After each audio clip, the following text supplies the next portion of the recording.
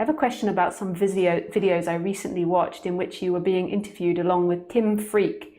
He seems to have a very different experience than you do, or he describes it very differently. When he talks about non-duality, it sounds like there are three things happening: the transcendence, the immanent, and an observer of both, with the movement between them. It sounds very divided, and it sounds more like my own experience. No matter how beautiful any experience is, it's still an experience. I find it unsatisfactory and painful. When you speak, it's much more free and undivided. Can you explain about this? That was a long time ago. It was only a couple of times, but I think it's really popular because he's advertised it a lot on YouTube. I really didn't enjoy that. It's the reason I don't do conferences, is from those conversations. Not just because of Tim. There was also a funny element to it as well. But it really put me off doing conferences. I do sometimes do conferences, but very rarely. Yeah, they put you in a panel. Like, they do this thing where they put you in a panel and then they like set you up to all argue against each other.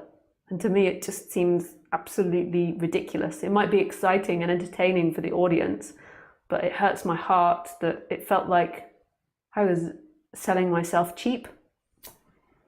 Like, yeah, that just gave me that feeling like this is really beautiful, and it was like being set up to people would argue because it was entertaining. So after that, I stopped doing conferences. But I don't really remember the talk. I just remember more that feeling.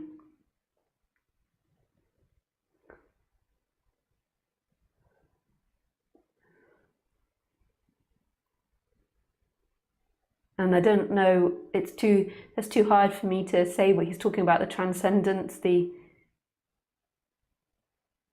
immanent, and the observer of both. There's a movement between them all.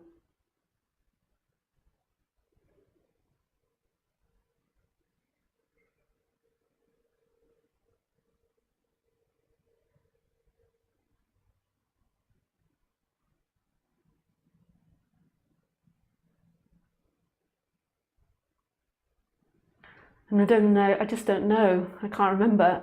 Like, when you say it sounds very divided and it's more like my own experience, no matter how beautiful an experience is, it's still an experience. I find it unsatisfactory and painful. When you speak, it's much more free and undivided. But every experience, I don't know, I can't work out what you're asking me.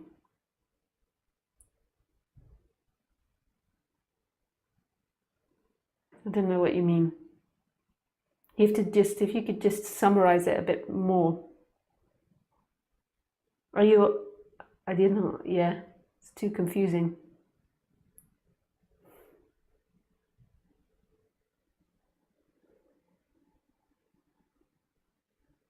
Or you can call in and we can speak in person.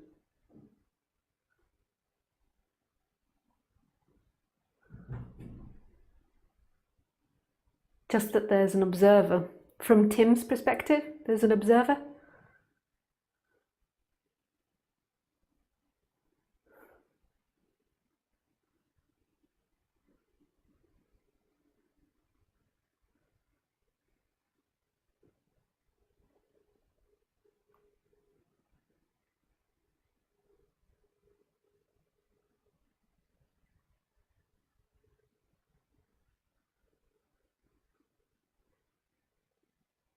Yeah, it might just be the way he teaches.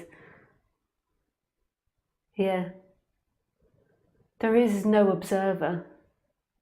If you can see an observer of Fino's observer, that's not the observer, because you can't find it. You've grabbed something by the mind. It's a divided mind.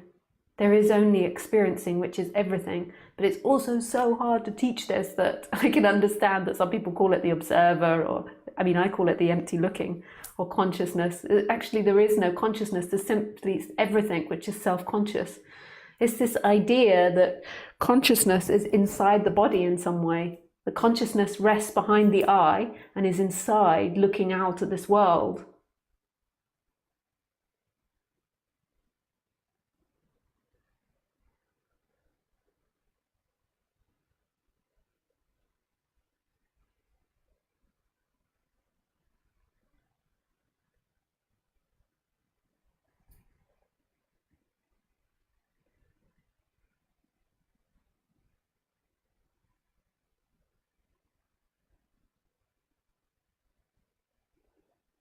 Yeah. Yeah. But there is a character that comes and goes. Like when you're just sitting here and I'm looking at the camera, there's no character. It's just what's happening. There's just speaking, there's just looking. But as soon as you ask me what I did today, then suddenly up appears this image of Lisa and what she did today.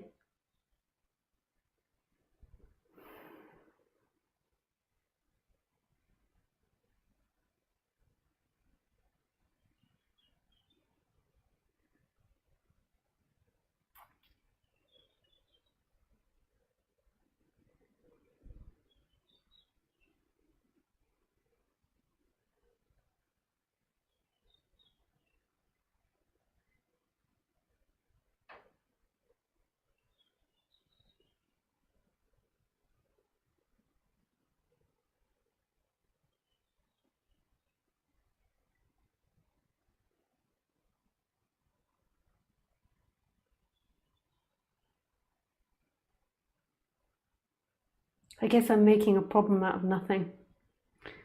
I suspect that what you want is that you just want to be free of it. Like you want to not suffer anymore. That's what you want on the surface level. But underneath, what's happening is there is a seeking to try to arrive somewhere. But there's never anywhere to arrive. It's right here.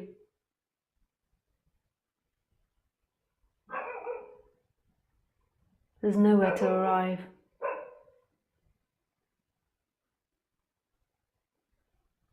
It's right here.